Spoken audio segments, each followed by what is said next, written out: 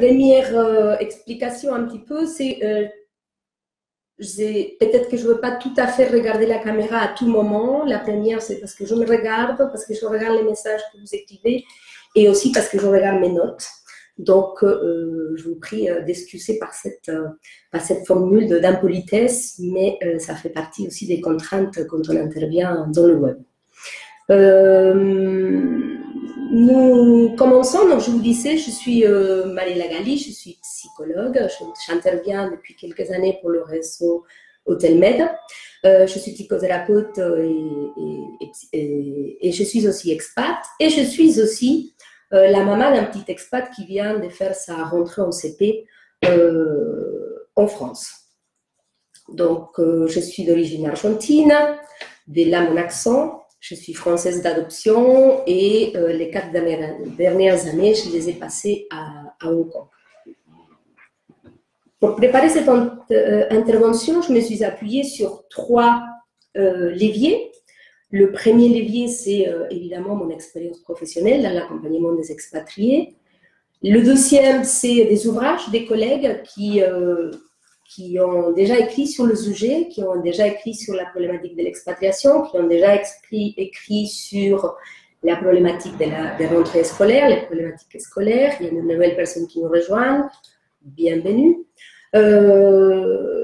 Je vous communiquerai en fin des webinaires, si ça vous intéresse, les ouvrages, les références de ces ouvrages, si vous voulez aller plus loin. Enfin, je me suis aussi appuyée sur mon expérience de maman, parce que ça fait une expertise d'usage que de vivre au quotidien ce que la psy qui vous parle va vous raconter. Donc, avant de commencer cette conférence, parce que justement, vous êtes de l'autre côté de la salle virtuelle, l'idée c'est de vous inviter un petit peu à me rejoindre pour ne pas avoir la sensation que je parle toute seule. Je vais vous poser 3 rondes de questions auxquelles je vous invite à répondre par la petite fenêtre des messages.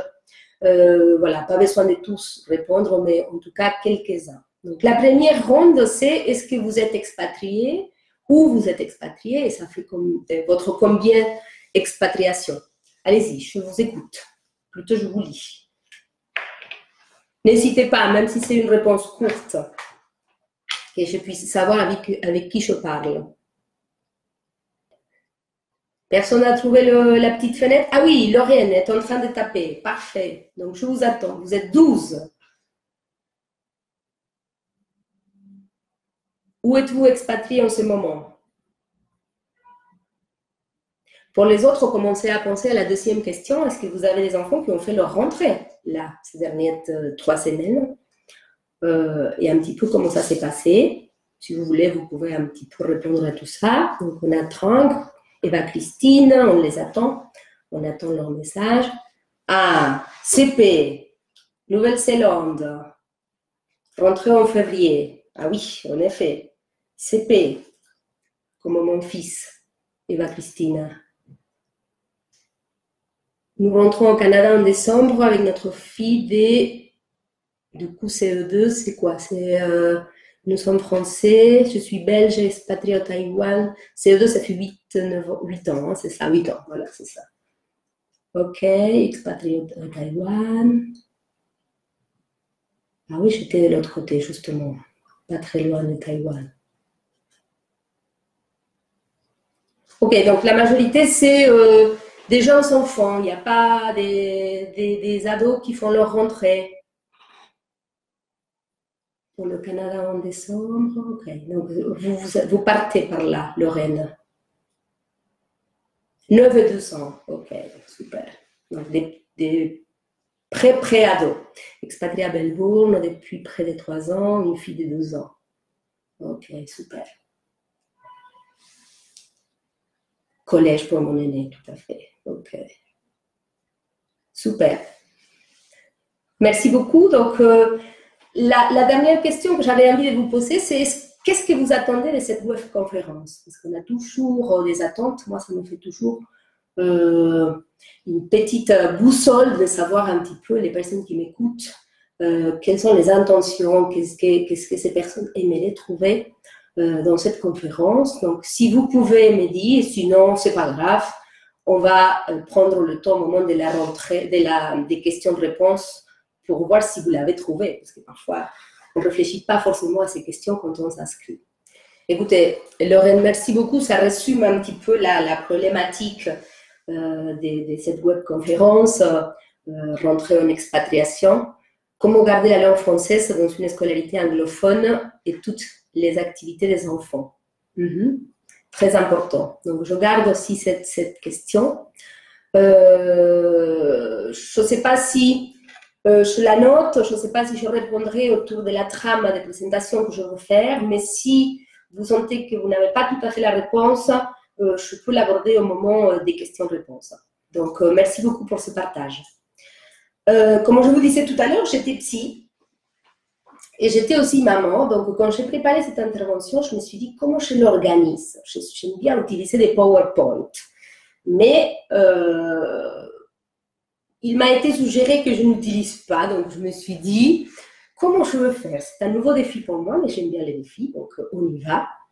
Et je me suis dit, tiens, je suis mère et psy à la fois. Et si la mère posait des questions à la psy que je suis? Et c'était pas mal mon idée. Je me suis bien sentie avec cette idée. Et c'est un petit peu comme ça que je construis cette intervention. J'espère que ça vous conviendra vous aussi. Donc, j'ai organisé cette présentation rapidement autour de 9 questions. La première, c'est est-ce que les enfants expats vivent le même cycle d'expatriation que les adultes? On y reviendra sur cycle, si vous avez déjà entendu parler.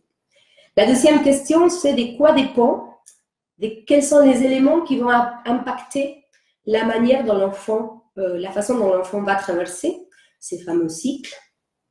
La troisième, est-ce que selon l'âge de l'enfant, il va y avoir un impact différent de l'expatriation et des enjeux psychologiques et émotionnels différents quant à leur état de développement. La quatrième, c'est pourquoi parler de rentrer en expatriation, évidemment. Question que je me suis aussi déjà posée, parce que ça fait quand même déjà 3 semaines que nous y sommes, pour ceux qui sont en France. Quelle est la différence entre un enfant local et un enfant expat qui fait, j'ai envie de dire, sa première rentrée? Parce que ce n'est pas la même chose quand on commence déjà à faire une deuxième rentrée ou une troisième rentrée, parce qu'on est un petit peu déjà dans ce qu'on appellerait l'enfant local. Mais alors, est-ce qu'il y a une différence? En quoi cette rentrée en expatriation peut être anxiogène pour le petit expat? Quels sont les signes auxquels nous devons être attentifs quand ça ne va pas, justement, pour savoir si ça ne va pas? Et une question qui me concerne moi aussi, c'est est-ce que quand on rentre en France, c'est plus facile? Pour enfin finir sur quelques tips ou quelques réflexions sur comment nous pouvons accompagner au mieux nos enfants. Donc, allons-y pour les questions. Je vois que Marie a écrit « Je suis un peu curieuse, pas encore d'enfants, mais je me questionne sur le futur d'éducation de mes enfants, que j'aurai à garder le français dans la famille malgré le chinois et l'anglais et la langue au milieu du... Oui. Puis-je faire passer une partie de ma culture malgré qu'elle est très différente de celle de Taïwan ?»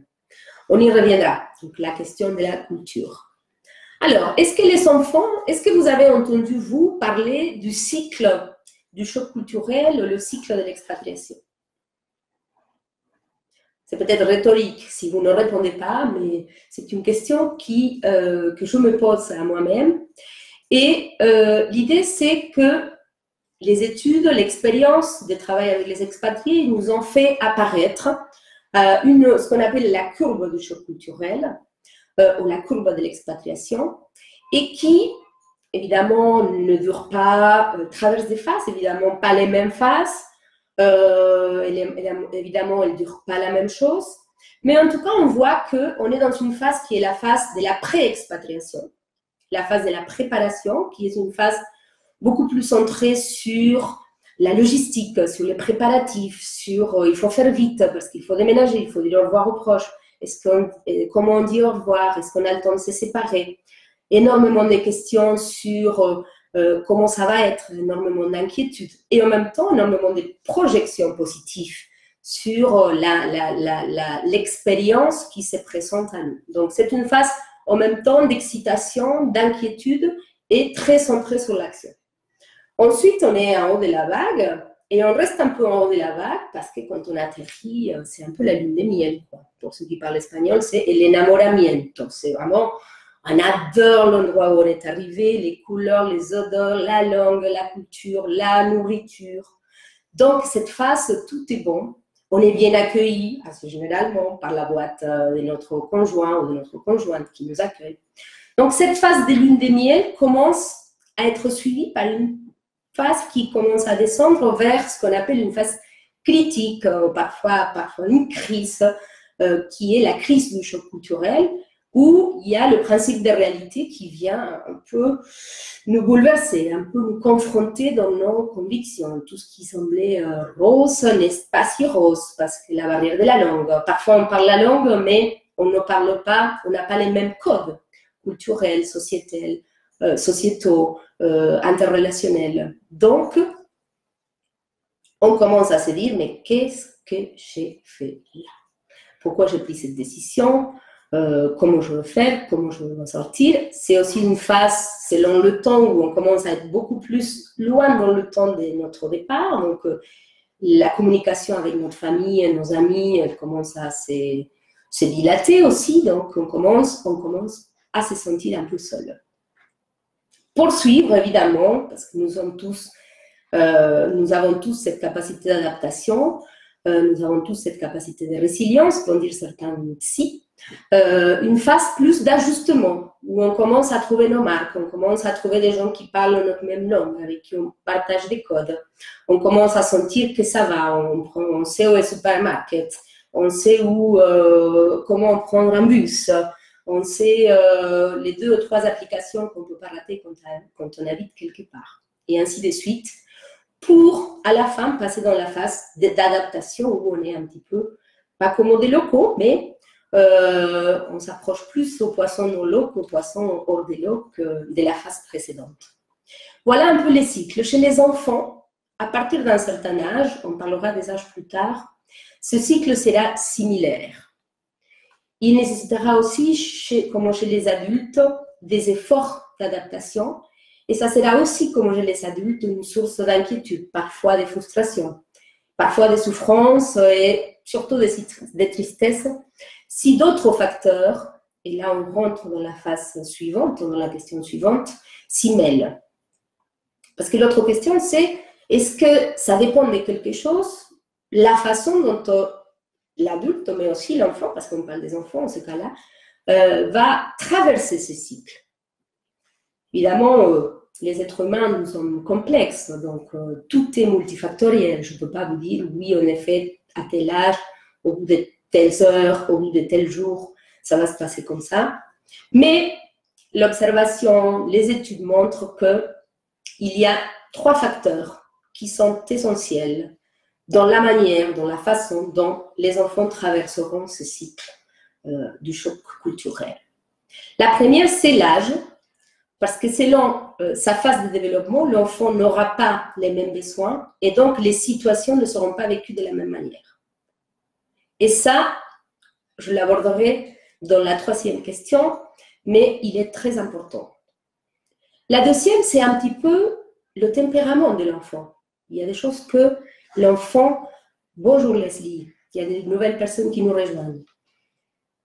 L'enfant, la manière dont l'enfant va gérer ses séparations, va gérer ses pertes, la manière comment l'enfant va appréhender ce nouveau défi qui est aussi l'expatriation. On parle de séparation, on parle de séparation des lieux, on parle de séparation des proches, on parle de séparation d'objets, on parle selon l'âge, des séparations des tuteurs, des développements qui sont très importants. Le 3e point, et pas le moindre, c'est celui qui nous concerne, nous, le contexte familial, les parents qui accompagnent et qui vivent en même temps ce processus d'expatriation. Si l'adulte sent de l'anxiété, l'enfant ressentira cette anxiété. Si l'adulte vit cette situation avec une non-acceptation, l'enfant aura de mal à ignorer ce que l'adulte éventuellement essaie de lui cacher, évidemment. Donc, la manière comme l'adulte, les parents vont vivre ce processus d'expatriation va aussi impacter la manière comme on traverse le cycle. Donc, pour Leslie qui nous rejoint, on parle du cycle de l'expatriation. On dit que les enfants traversent un petit peu le même cycle à partir d'un certain âge que aussi les adultes. Et aussi, on dit que la manière comme on va couper, en anglais, la manière comme on va traverser ce cycle va dépendre de l'âge de l'enfant, un petit peu son tempérament et de son environnement familial et des adultes qui l'entourent, comment eux-mêmes ils vivent ce cycle. Alors, selon l'âge des enfants, vous dites que vos enfants, ils sont en CP, ils sont pré-ados, il y en a un qui a 1 an et quelques, donc du coup, les 3 grands âges de développement vont vous servir. Il faut savoir que pour les plus jeunes, de 0 à 4 ans, peu importe, j'ai envie de dire, si ça bouge à l'extérieur, ce qui importe, c'est que la cellule familiale, la famille nucléaire, ne bouge pas, soit stable. Certains psy vont parler des ports d'attachement, d'autres vont parler des sources affectives et émotionnelles principales de l'enfant. Donc, si ces enfants, ils sont ça, peu importe si ça bouge à l'extérieur, ils vont traverser ce cycle de manière presque comme une lettre à la poste, comme on le dirait. À partir de 5-6 ans, ça commence à s'écorcer. Pourquoi? Parce que les enfants, ils sont plus centrés sur la cellule principale, sur la cellule nucléaire, mais plus vers les liens de l'extérieur. Liens avec des objets, liens avec des endroits, liens avec des camarades de la crèche, des classes, d'école, qui vont prendre une place très importante. Et l'expatriation, pour eux, va signifier une rupture de ces liens, la séparation de ses amis, de ses camarades de classe qu'on va éventuellement ne plus voir. L'idée de se faire de nouveaux amis dans le nouveau lieu où on va leur semble complètement inexistante, parce que justement, c'est l'âge un peu de l'immédiateté. Donc, du coup, on comprend la rupture, mais on ne comprend pas comment on va faire pour se débrouiller quand on arrivera. Et ça, c'est une source très forte d'anxiété. C'est des moments très anxiogènes à partir de 5-6 ans.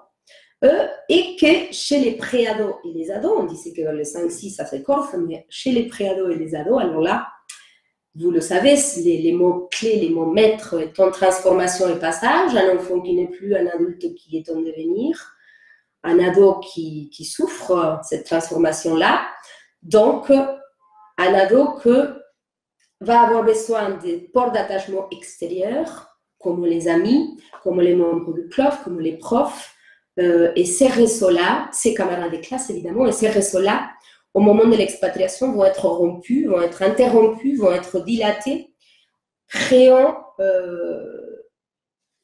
beaucoup de bouleversements chez l'adolescent qui peut ne pas supporter ou qui peut mal vivre cette expatriation aussi, malgré toutes les promesses des bonnes choses qui les attendent. Ça, c'est un petit peu le processus en général de l'expatriation. Mais la thématique aujourd'hui, c'est un petit peu pourquoi on parle de la rentrée en expatriation. On parle de la rentrée en expatriation parce qu'à partir de 6 ans, l'école est l'épicentre de la vie de nos enfants. Des jeunes expats, des enfants expats, mais aussi des tout jeunes et enfants à partir de 6 ans. Elle prend la majorité du temps, une journée, de l'énergie, et c'est l'endroit aussi où se fait grande partie des apprentissages pour la vie. L'école aussi actualise des peurs d'abandon et de séparation, ce qui est très anxiogène aussi pour les enfants locaux et du coup expats, parce que c'est plus complexe, on le verra. Et l'école aussi a ses propres règles, ses propres cultures, sa propre pédagogie spécifique, et les familles et les enfants expats n'y échapperont pas à cet ordre qui est comprendre et s'adapter, et comprendre et adopter. Donc, vous l'avez un petit peu compris entre les lignes, la différence entre un enfant qui fait sa rentrée normalement et un enfant expat qui fait sa première rentrée, c'est que l'enfant local va devoir faire face à une nouvelle année, des nouveaux amis, des nouveaux camarades de classe, des nouveaux professeurs, des nouveaux apprentissages. jusqu'à là, suffisamment anxiogène déjà. L'enfant expat, il va ajouter 3 choses en plus, au moins. Une nouvelle langue, je vois que c'est votre inquiétude principale, on va y venir. S'il ne la maîtrise pas, s'il la maîtrise mal, c'est une donnée qui est très anxiogène, notamment dans cette phase où l'acquisition des apprentissages et la socialisation passent principalement par la langue. Le deuxième élément, c'est une nouvelle culture sociale et pédagogique dans cette école. Imaginez-vous un enfant qui vient d'une école Montessori ou d'une école anglophone et qui va rentrer dans une école française. Imaginez-vous un enfant qui vient d'une école publique qui va vers une école privée. Imaginez-vous un enfant qui vient d'une petite école locale à une grande école internationale. Des travails en petits groupes à un derrière l'autre. Des classes 17 personnes à classes à 35 personnes. Des classes où tous les enfants habitent au même endroit à des classes où les enfants ils viennent d'un peu partout dans le monde et où presque tous les enfants vont parler au moins 3 langues. Je vois effectivement le stress un peu de devoir quitter ses amis. On va y revenir. Alors, l'autre point, c'est la nouveauté des règles sociales et systèmes interrelationnels différents. L'autre jour, en parlant avec une maman, aussi des CP, elle me disait, elle a vécu en Asie, elle me disait dans la récré, la manière comme les enfants rentrent en relation, ici en France, mon fils, il est complètement perdu, parce que justement, là-bas, les relations sont beaucoup plus policées, désolée pour l'accent. Ici, mon enfant ne sait plus quoi faire, comment faire quand on joue à s'épousser ou à courir, etc., etc. Donc, autre chose, quand on vient des écoles anglo-saxonnes où on tutoie facilement les adultes, alors que quand on rentre dans le système français, il est interdit de s'adresser à la maîtresse ou au maître dans le tutoiement.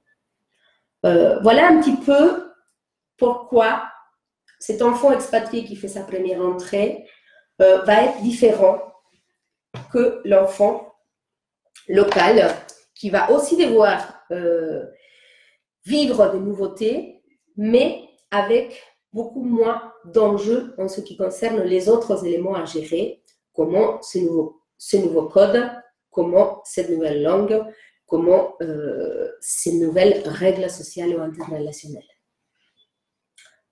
Alors, pourquoi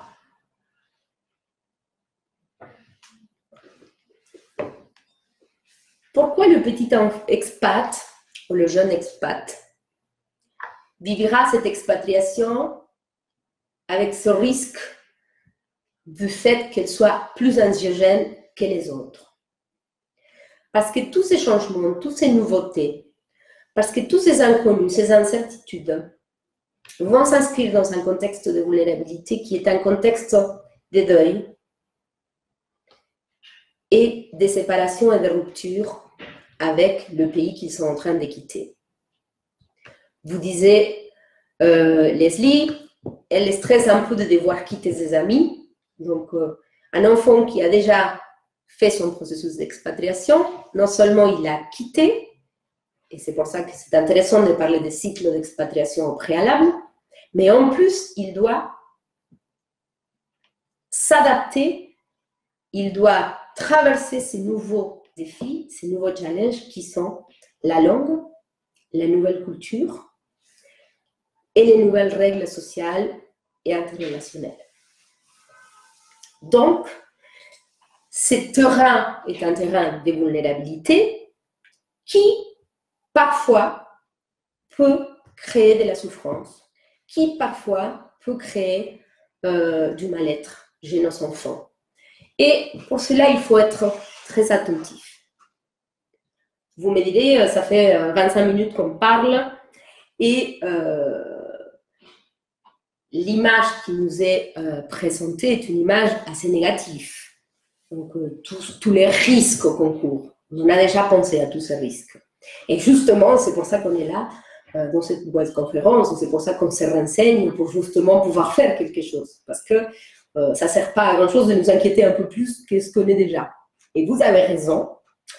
Et vous avez raison. La bonne nouvelle, c'est que la majorité des enfants traversent ces cycles haut la main, avec une petite aide de notre part, et justement avec des parents qui se posent des questions et qui essayent de mieux accompagner. Mais quand même, avant de passer justement à comment on peut mieux les accompagner, ce qui est intéressant, c'est de savoir quels sont les signes auxquels vous devrez être attentifs. Nous, parents expats, devons être attentifs pour savoir si une rentrée se passe mal ou si cette façon dont l'enfant, l'ado, le pré-ado traverse ce cycle se passe pas comme voulu, imaginé, prétendu. Pour cela, il y a quelques signes à prendre en compte. Je vous donne la référence tout de suite, mais je la donnerai ensuite à la fin, parce que je vais presque lire cette partie-là. Dans le livre « L'enfant expatrié », Adélaïde Roussel et Gaël Goutin, deux collègues qui travaillent aussi pour le réseau Telmed d'ailleurs, nous mettent en garde sur quelques signes à surveiller chez nos enfants. Le premier signe, et c'est justement cette peur, encore une fois, par Leslie, c'est une nostalgie omniprésente. L'enfant n'arrive pas à mettre de côté le passé. Il a du mal à investir le présent. Il va être tout le temps en train de comparer. Oui, mais là où j'étais, c'était mieux. Oui, mais tu vois les profs. Oui, mais mes amis. Oui, mais maintenant, j'ai tout quitté. Comment je veux faire? Je ne veux jamais pouvoir. Donc, c'est des enfants qui ont du mal à investir le présent et ils vont rester dans l'angoisse, dans la nostalgie du passé. Ça, c'est intéressant de le voir au tout début, dans ce que je disais tout à l'heure, la phase critique, mais à un moment, justement, l'enfant devrait dépasser cette phase-là. S'il ne la dépasse, ça, c'est un signe qui doit vous inquiéter, vous interroger. La deuxième, c'est de l'anxiété. C'est vraiment de la peur, de l'anxiété, des angoisses, des inquiétudes sur le fait de ne pas pouvoir. De ne pas pouvoir se faire des amis, de ne pas pouvoir comprendre cette langue qui est tellement fermée, de ne pas pouvoir s'insérer à l'école, se faire accepter. Donc, toutes ces peurs, ils peuvent vraiment précipiter un état d'anxiété important chez nos enfants qui, justement, vont créer les autres trois signes à ne pas ignorer, qui sont une dévalorisation personnelle. On commence à douter de soi-même, à dire « oh là là, moi je suis nulle » ou je ne veux pas pouvoir dépasser tout ça, etc., etc. Suivi d'un repli sur soi. Ça, c'est assez facile à voir, les enfants qu'au bout de quelques semaines, là on est dans les premières semaines de la rentrée, ça va aller, mais si ça continue, des enfants qui vont pas se faire de nouveaux amis, ou qui vont pas vouloir sortir de chez eux, ou qui vont préférer rester à la maison après l'école que faire des activités, etc., etc. Enfin, un manque de curiosité, une certaine apathie, un désinvestissement scolaire ou une difficulté à investir l'école. Et il se peut aussi qu'on observe une régression dans le langage. Donc, quand il y a plusieurs langues qui sont parlées dans la famille et quand il y a une nouvelle langue auquel l'enfant doit faire face dans sa phase de scolarisation, la langue parlée à la maison, nous allons voir une régression. Là, c'est typiquement mon enfant parlant espagnol, on parle anglais et français à l'école, donc évidemment, l'espagnol pendant la phase d'adaptation, pendant la phase d'ajustement, justement, je vois, j'ai constaté une régression de l'espagnol chez lui. Mais la question, c'est qu'on peut l'observer et ensuite, on peut laisser le temps que ça s'installe, que toutes les autres langues s'assiedent pour pouvoir attendre que cette autre langue revienne. Ah, je vois que vous faites aussi... Emmanuel Niolet, qui fait aussi partie de réseau Telmed et qui nous recommande un autre livre qui est très intéressant par ailleurs, Les enfants expatriés. Nous revenons sur le signe. Vous pouvez voir aussi de l'agressivité, de ce qu'on appelle des manifestations psychologiques ou émotionnelles chez nos enfants, qui peuvent être des signes à retenir comme des signes à surveiller chez les enfants. Enfin, on peut observer quelques signes physiques, comme beaucoup de fatigue, des difficultés pour dormir, pour les plus petits, ce qu'on appelle des symptômes régressifs, comme par exemple dans l'acquisition de la propriété, etc., etc. Donc, si vous avez à observer ces signes-là, un peu tous ensemble quand même, parce qu'évidemment, on peut voir un autre signe apparaître sans s'en inquiéter, mais s'ils apparaissent un peu tous ensemble, un enfant qui a du mal à lâcher la nostalgie du passé, qui est anxieux, qui a peur, qui se sent dévalorisé, qui n'a plus confiance, qui se replie sur soi-même, qui a du mal à investir le présent, qui a du mal à investir ses nouveaux copains, les scolarités, qui est agressive ou tout au contraire, triste ou déprimé, un enfant qui va commencer à avoir du mal pour manger, des troubles de sommeil, etc., c'est le moment peut-être de se dire qu'il faut le soutenir ou il faut même parfois consulter, parfois avec 1, 2, 3 sessions pour l'aider à dépasser justement ses limites dans la façon dont il vit ce cycle de l'expatriation, peuvent être très importantes. Avant de passer à comment on peut accompagner cet enfant, nos enfants, j'avais envie de faire un petit arrêt sur est-ce que quand on rentre, c'est plus facile. Je suis dans celle qui rentre aussi, en tant que maman, en tant que psy aussi. Et j'ai envie de dire non. Je ne sais pas si vous connaissez, il y a une chanson que j'aime beaucoup en espagnol qui s'appelle No soy de aquí ni soy de allá. Je ne suis pas d'ici et je ne suis pas de là-bas non plus. On est dans une espèce d'entre-deux, nous les expats. Et cette espèce d'entre-deux fait que peut-être on partage la même langue, peut-être on revient au pays pendant les vacances, chez les grands-parents ou pendant une longue période parfois. Mais les codes sociaux, les codes interculturels, les codes interrelationnels ne sont pas les mêmes. Donc, cette différence qui est très subtile et du coup pas avouée, va être parfois difficile à gérer. Notamment chez les préados qui ont ce besoin un peu d'acceptation, qui ont ce besoin de ne pas se sentir différents, au contraire, d'être rapidement introduits dans le groupe, qui va venir d'expatriation et qui va avoir un vécu extrêmement riche. Il va parler 3, 4, 5 langues, il va avoir voyagé la moitié de la planète, mais justement, ces richesses vont a priori le rendre différent des autres. Et il va avoir du mal à parler de cette différence. Pourquoi il va avoir du mal à parler de cette différence?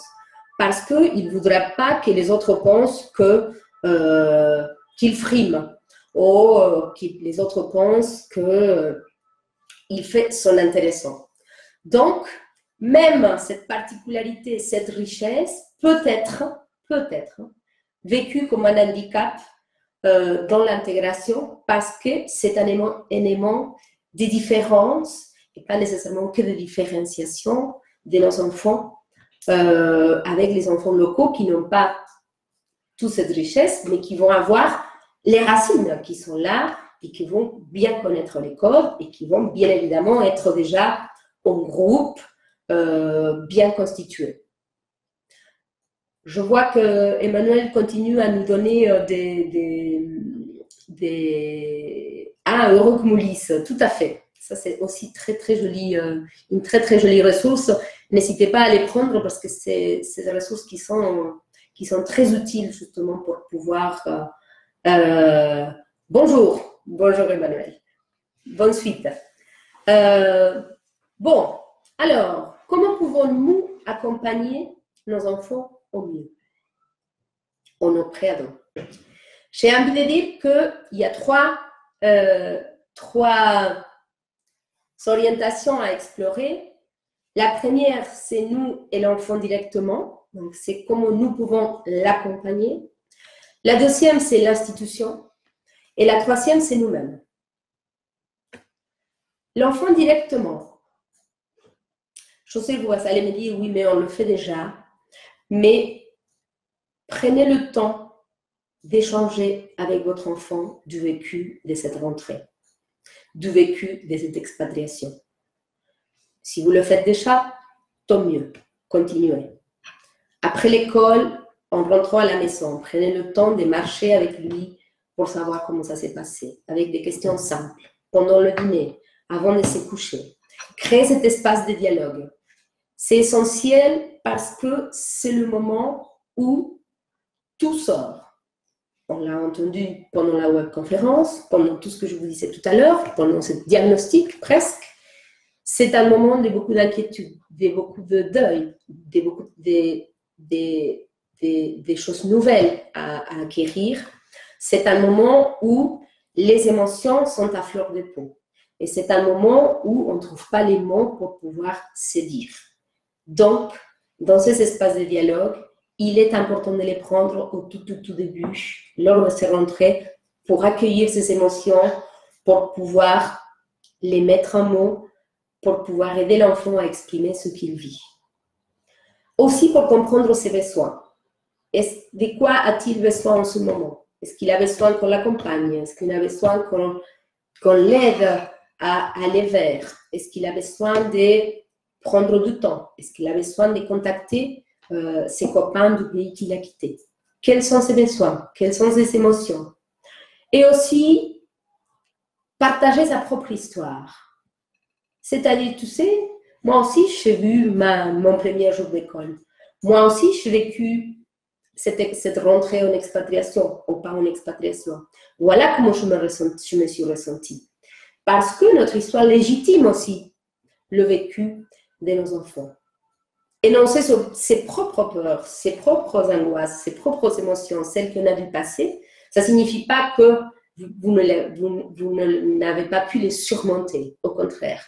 Et c'est cette manière-là que vous avez aussi de pouvoir dire à vos enfants, tu peux le faire. Le soutenir, le rassurer sans le coucouner, notamment en CP, quand c'est la première rentrée en expatriation, il y a énormément de choses qui sont anxiogènes, on les a vues. On aurait eu envie de les accompagner presque jusqu'à la classe, les asseoir, enlever le manteau, c'est bien vérifier que la maîtresse est là, qu'elle est bien, etc. Alors, ça, on en parlera quand on parlera de nous, comment on accompagne nos enfants. Mais en tout cas, trop de protection nuit cette autonomisation nécessaire que l'enfant a pour pouvoir bien traverser ce cycle, bien traverser cette nouvelle aventure et la vivre, qui est la rentrée en expatriation. Lui faire confiance et surtout l'aider à se faire confiance. Comment on peut aider un enfant à se faire confiance? En lui montrant qu'il a les ressources pour traverser ce qu'il a à traverser. En lui montrant qu'il a des options. En lui apprenant, encore une fois, à mettre des mots sur ses émotions. En apprenant à mieux les gérer, ses émotions. En apprenant à mettre en place des actes pour pouvoir éviter d'avoir cette peur qu'il a. éviter d'avoir cette nostalgie qu'il a, etc., etc. En lui apprenant aussi à dire non, à s'affirmer.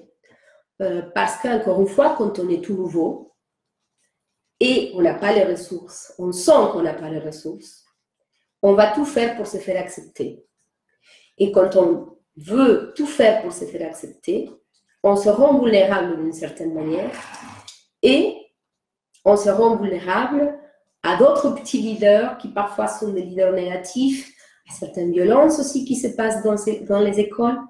Donc, il faut aussi apprendre aux enfants à s'affirmer, à pouvoir dire non. Et aussi aller vers. Il y a des manières de faire qui sont assez rigolotes, ça marche bien avec les tout petits, je ne sais pas si avec les préados, je pense qu'aussi, qui sont les jeux de rôle. Par exemple, vous pouvez jouer à la maison. Imaginons que nous sommes à la cour d'école et moi et ta sœur, on est les enfants qui sont en train de jouer. Comment tu fais? Comment tu viens nous dire que tu veux jouer avec nous? Allez-y, on va jouer. Vas-y, encore un autre. Et ainsi de suite, mettre en jeu, c'est pour ça que ça s'appelle des jeux de rôle, les manières de faire. Si tu as tes cartes Pokémon et ton petit copain, il veut te les voler, comment tu fais? Vas-y, fais-le avec moi. Je te pique une carte. Qu'est-ce que tu me dis? Ah, t'as vu? Et tu n'auras pas pu dire ça? Vas-y, dis ça maintenant. Et ainsi, cette manière de pouvoir, ça s'appelle la auto-efficacité, de pouvoir sentir qu'on a les ressources, augmente la confiance en soi. Chez l'expat, chez l'enfant, chez l'adulte. Mais je le nomme aujourd'hui dans ce cadre de la rentrée en expatriation, parce que justement, c'est notre thématique. Un autre point important, c'est de l'aider à créer des routines.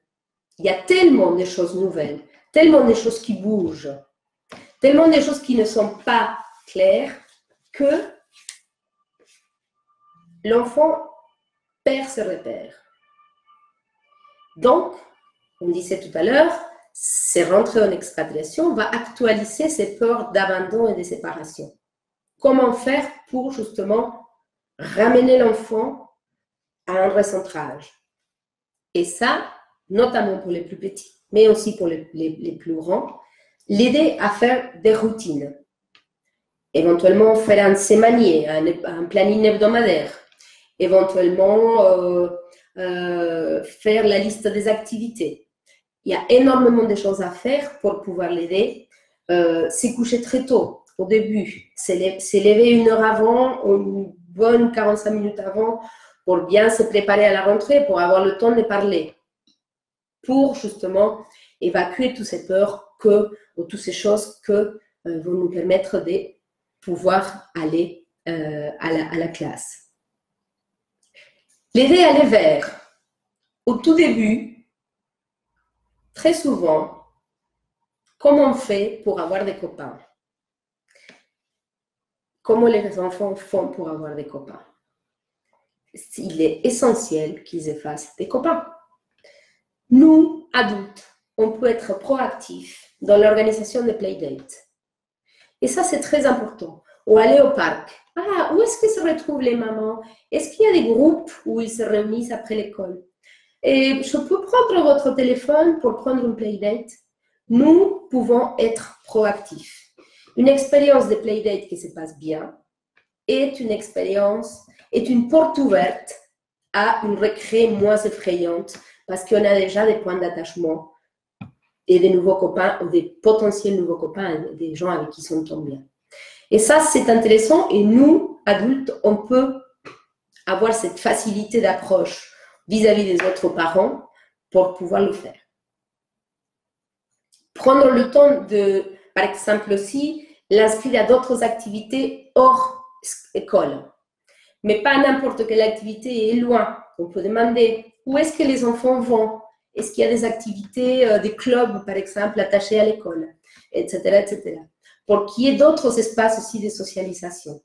Et ça, nous, adultes, on peut être proactifs dans l'organisation, par exemple, typiquement de ces espaces où ensuite l'enfant pourra s'appuyer pour continuer le lien et continuer à développer.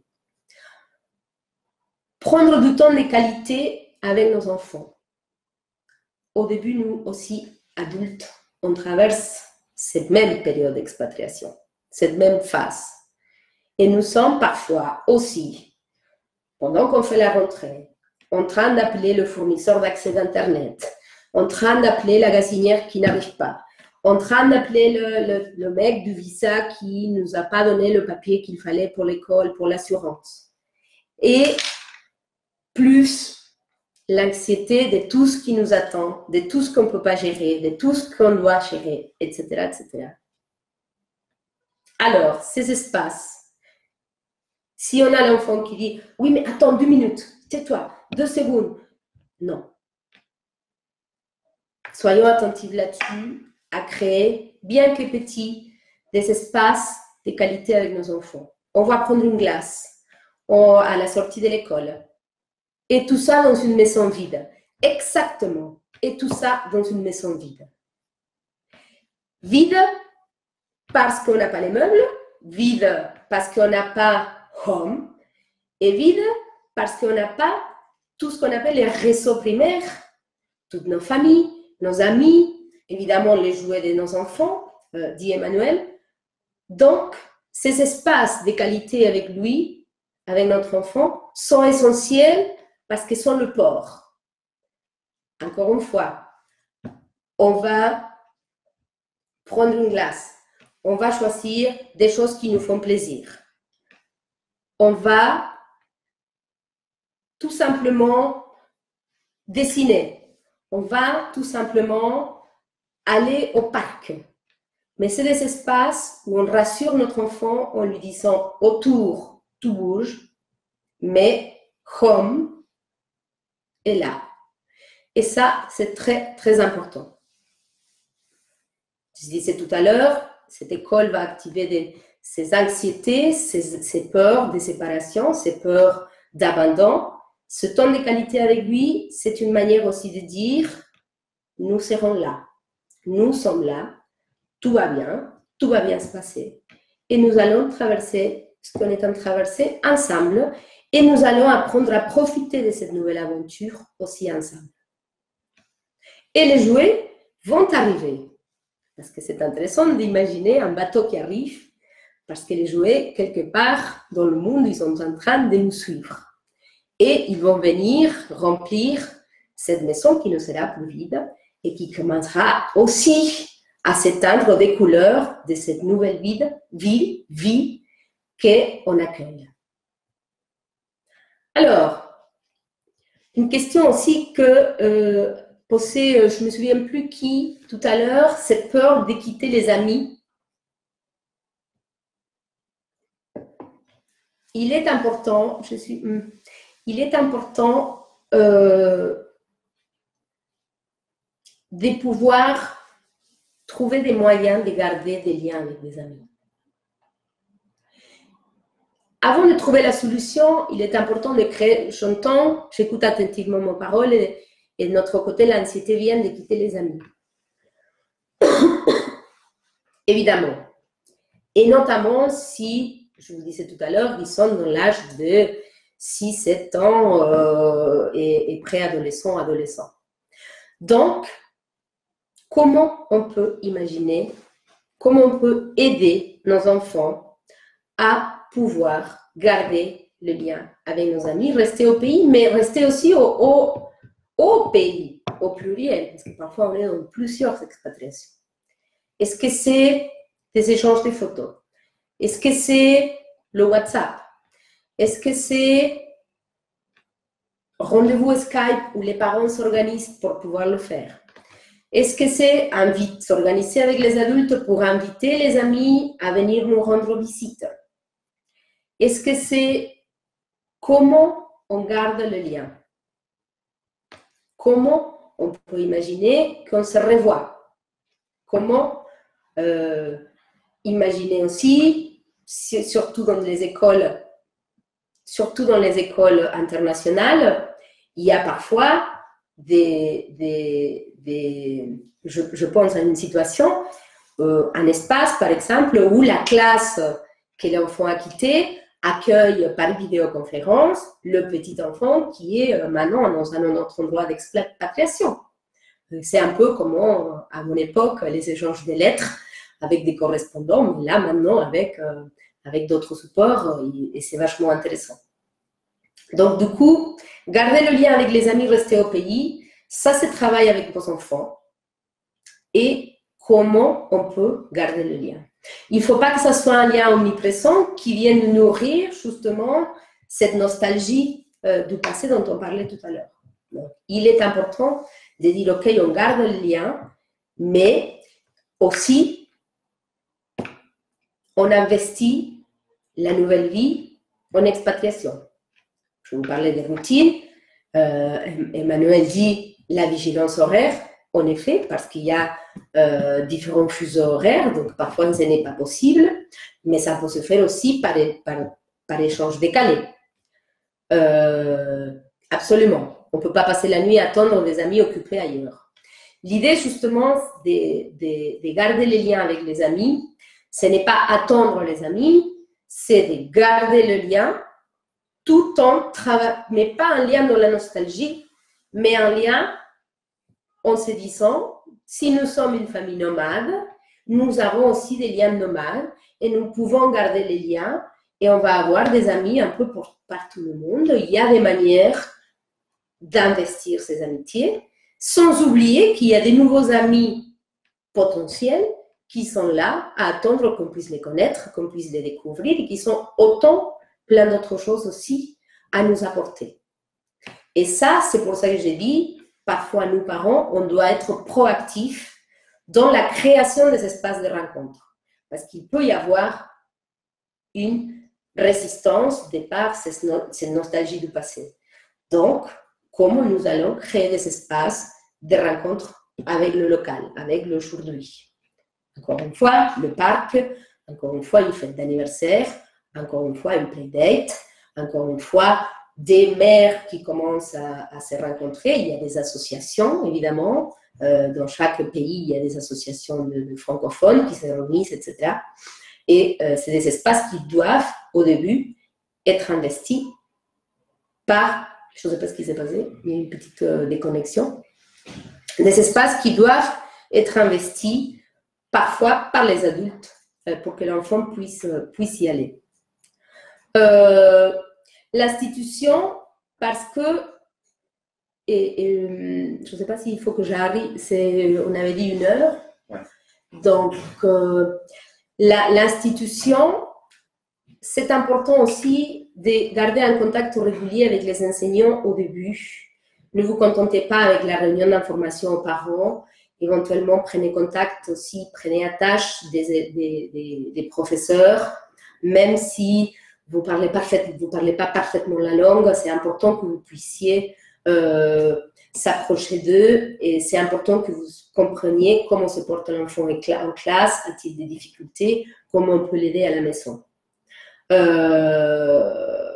Et en face, vous-même, je vous disais au tout début, il faut être conscient que nos propres angoisses, nos propres inquiétudes, nos propres interrogations, elles peuvent venir contaminer d'une certaine manière nos enfants qui ont déjà suffisamment avec ce qu'ils ont à vivre. Donc, j'ai envie de dire, mettez au travail vos propres angoisses, vos propres doutes, éventuellement avec l'aide d'un professionnel. En 2, 3, peut-être quelques séances, vous pouvez traverser cette phase si nécessaire. Faites équipe avec votre partenaire de vie. Hein, c'est assez souvent celui qui reste à la maison, qui doit s'occuper, qui doit porter toutes ses angoisses, ses inquiétudes, etc. Donc, faire équipe avec son partenaire de vie, c'est important, au moins pour parler. J'ai envie de dire, faites-vous confiance et faites confiance à votre enfant parce que une fois qu'on traverse cette courbe de choc culturel, vous l'avez vu, on arrive à l'ajustement, on arrive à l'adaptation, on arrive à réapprendre comment profiter de ce nouvel espace. Donc, je finis rapidement là-dessus, sur faites-vous confiance, et je vous donne la parole sur des questions qui puissent apparaître. Emmanuel qui dit laisser tristesse, s'exprimer en risque de colère? Absolument, absolument. Autant l'adulte que l'enfant d'ailleurs. On pourrait faire clairement une webconférence spécifique autour des émotions et comment pouvoir les laisser sortir, les exprimer. Exactement, les deuils non résolus en retard sont une bombe à retardement. Tout ça, c'est pour vous, les adultes, et aussi pour les enfants qui doivent traverser ce cycle. Souvenez-vous, l'expatriation, c'est une courbe, tout n'est pas rose, on doit traverser des séparations, on doit traverser des deuils, on doit assumer des renoncements. Évidemment, on va être triste, évidemment, on va avoir peur de l'inconnu, de tout ce qui nous attend. Au plaisir d'échanger aussi, Emmanuel. À bientôt s'il faut que tu partes. Et sinon, bienvenue si tu as envie de rester encore. Cette phase, c'est normal. Cette phase, nous devons la traverser et c'est normal de devoir la traverser. Cindy, vous disiez, j'écoute attentivement vos paroles, la quitter les amis. C'est ce qu'il dit Emmanuel. C'est normal d'être triste. Parfois, nous, parents, on a envie d'empêcher nos enfants cette tristesse. On peut se sentir coupable d'avoir créé ce contexte où on fait souffrir nos enfants de cette anxiété, de cette tristesse, de cette séparation. Ce n'est pas avec la culpabilité que vous allez aider votre enfant, votre préado, votre fille de 7 ans à mieux traverser ce cycle. C'est avec de l'acceptation. Ok, vous allez partir. Donc, comment on fait au mieux? C'est normal que tu sois triste. Moi aussi, je vais être triste. Mamie, elle va être loin. On va s'arranger pour que tu lui parles en Skype. On va s'arranger pour qu'on garde le lien. On va s'arranger éventuellement pour qu'elle vienne nous rendre visite. On va venir lui rendre visite. Mais ma chérie, c'est comme ça. La famille doit bouger. Donc, comment on fait pour dire ce qu'on a à dire cette colère, dire cette tristesse, comment on peut la dessiner, comment on peut la dire à grand-mère, comment on peut la dire à mamie, etc., etc. C'est pour ça que je vous disais cet espace de parole où on aide à mettre des mots sur les émotions. Parce que les émotions qui ne trouvent pas de mots s'expriment par ailleurs. Ne pas se sentir coupable de changements de situation qui ont fini leur sera bénéfique. On finit leur sera bénéfique si vous ne vous sentez pas coupable. Parce qu'on part avec ce qu'il y a et on fait le mieux qu'on peut avec ce qu'on a. Et il est important que même en faisant de notre mieux, on sache qu'on doit vivre des séparations, on va vivre des ruptures, on va vivre des choses qui sont parfois tristes, qui sont parfois douloureuses, qui sont parfois difficiles, qui sont parfois anxiogènes. Et en même temps, malgré ce vécu, on se rend compte qu'avec le cycle, avec le temps, la courbe, elle est toujours ascendante et on va vers toutes les richesses que cette expérience d'expatriation signifie quand on apprend à la vivre avec acceptation et dans le temps présent. Oui, on a tendance à culpabiliser. On a très peu de temps, je crois qu'une minute ou 5 minutes. Il y avait quelque chose par rapport à la langue. Je ne me souviens plus exactement les questions parce que là, je ne peux plus monter. Attendez. Garder la langue française dans les scolarités anglophones. Passation de la culture d'origine. Adaptation dans une culture inconnue pour un enfant. Alors, adaptation pour une culture inconnue pour un enfant, c'est gagné d'avance. L'enfant, s'il ne s'inscrit pas dans la nostalgie, va être dans l'adoption de cette culture qu'il accueille. Parce que nos enfants, ils apprennent vite, et j'ai envie de dire, ils s'adaptent par le jeu, Il s'adapte par le contact avec les autres. On dit les enfants, c'est des éponges. C'est un peu ça, là aussi cette haute capacité d'adaptation de nos enfants. Donc, adaptation à une culture inconnue pour un enfant, j'ai envie de dire évidemment ce que je disais tout à l'heure. Selon le tempérament de l'enfant, ça va être plus ou moins facile. Mais ça se fera. Ça, il n'y a pas de souci, ça se fera. Encore une fois, il est important que ça se fasse aussi pour vous. Et l'enfant suivra. Comment garder la culture d'origine? La culture d'origine, c'est vous. Moi, je suis argentine. Mon enfant est argentin. Donc, il boit du maté, parce que je bois du maté, je lui donne. Il parle espagnol parce que je lui parle espagnol. De temps en temps, il me parle français et moi aussi. Et on dit, bon, tant pis, mais la prochaine fois, on essayera de parler espagnol parce que sinon, on ne peut plus parler avec el abuelo et l'abuela, on ne peut plus parler avec les cousins, etc., etc. Donc, comment garder la culture d'origine? En gardant la culture d'origine, en se disant que nous sommes l'entité de transmission de qui nous sommes. Et nous avons cette obligation. Marie, j'ai cru comprendre que vous étiez belge. Oh, j'ai oublié. Il faudrait que je remonte. Donc, et vous êtes où, Marie? Vous êtes à Taïwan. Voilà. Donc, vous n'allez pas lui faire goûter la bière si tôt, mais il y a sûrement d'autres caractéristiques de votre culture d'origine, par exemple votre coolitude, que j'adore, votre accent, que vous pouvez transmettre à la maison. Bien que si vous êtes dans une famille multiculturelle, c'est-à-dire qu'il y a papa qui a une culture, maman qui a une autre culture, ou maman et maman, ça va dépendre de la configuration de la famille, ou papa et papa, peu importe. Mais si un des membres est d'une culture et l'autre l'autre, un est vecteur de sa culture, l'autre est vecteur de sa culture, et la ville ou le pays d'accueil sera responsable de la culturisation de l'enfant dans sa culture nouvelle. Donc, comment on fait pour ne pas perdre la culture d'origine? On tient, effectivement, papa est taïwanais. Parfait.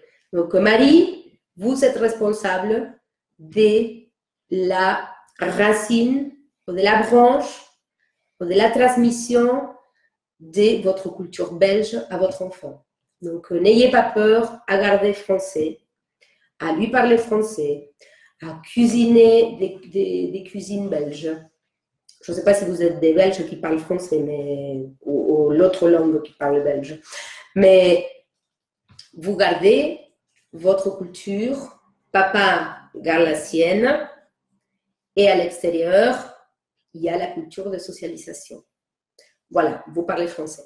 Est-ce que c'est clair cette histoire des cultures? Il est très important parce que parfois on se dit, oh là là, il y a déjà tellement le pauvre, tellement de choses à traverser, tellement de choses à acquérir, qu'on ne va pas en plus lui ajouter. On ne lui ajoute pas. Comment dire? Il ne faudrait pas que vous pensiez votre enfant comme une cumulation de poids vers, voilà, on lui ajoute ça, on lui ajoute ça, on lui ajoute et on lui ajoute et on lui ajoute au point où on va les tracer. Pas du tout. Il faut que vous pensiez cet enfant comme un patchwork. Et alors, on va augmenter en complexité, on va augmenter en richesse. Et ça, ce n'est pas un point. Une certaine partie de la culture et du folklore qui ont l'air d'être plus difficiles à transmettre. Oui, mais éventuellement, il y a des fêtes traditionnelles du pays qui sont intéressantes de maintenir, de pouvoir continuer à fêter, peu importe dans le pays où vous êtes. Quand vous rentrez en vacances, vous pouvez garder cette culture. Vous pouvez aussi regarder des films de votre pays, regarder des photos. Vous pouvez aussi faire en sorte que les grands-parents soient porteurs de cette culture et de ces folklores, qui lui transmettent cela dans le rendez-vous Skype, par exemple. Ils peuvent se faire un choix. Saint-Nicolas, c'est un peu comme Noël qui vient apporter des cadeaux aux enfants. Mais comment garder le merveilleux quand les copains n'y croient pas? Il faut trouver des copains qui croient. Il y a seulement à Taïwan des associations francophones qui organisent Saint-Nicolas. Ou sinon, par exemple, vous pouvez proposer à l'association francophone de Taïwan d'être l'organisatrice de la fête de Saint-Nicolas. J'improvise là, mais c'est pour dire, c'est des choses comme ça qui sont intéressantes. Et aussi avec des enfants qui ne croient pas. Vous pouvez dire à votre mari, même si nos enfants n'y croient pas, est-ce que nous pouvons contaminer de cette culture qui est aussi la mienne et jouer? Est-ce que ta famille peut jouer le jeu, par exemple? Et du coup, peu à peu, on va faire des échanges culturels.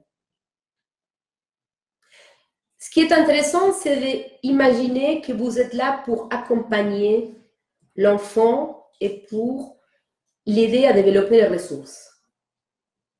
Que vous êtes le port d'attachement dans ce monde qui bouge, dans cette culture qui bouge. Et c'est vous qui gardez le cap, qui gardez les racines. C'est beaucoup de responsabilités. Je le conçois si je le dis comme ça. Mais c'est aussi une manière de ne pas rester dans la culpabilisation, mais de passer à l'action. Parce que c'est ça qui est intéressant. Pour traverser toute courbe, c'est d'avancer. Même si parfois il faut descendre, on sait qu'on avancera vers la sortie. Notre temps s'arrête. Je ne sais pas si c'est une conférence qui vous a, qui a un petit peu répondu à vos attentes. J'aimerais avoir un petit peu vos retours. Est-ce que vous aurez ajouté des choses? Est-ce qu'un support visuel vous aurait plus convenu? Merci. Merci à vous, Marie. Merci, c'était très bien. Super, merci beaucoup. Donc, si vous voulez je passe à notre webmaster les références des autres livres que j'ajouterai du coup à la liste qu'Emmanuel nous a partagée. N'hésitez pas à lire. N'hésitez pas à demander de l'aide à un professionnel si vous avez besoin.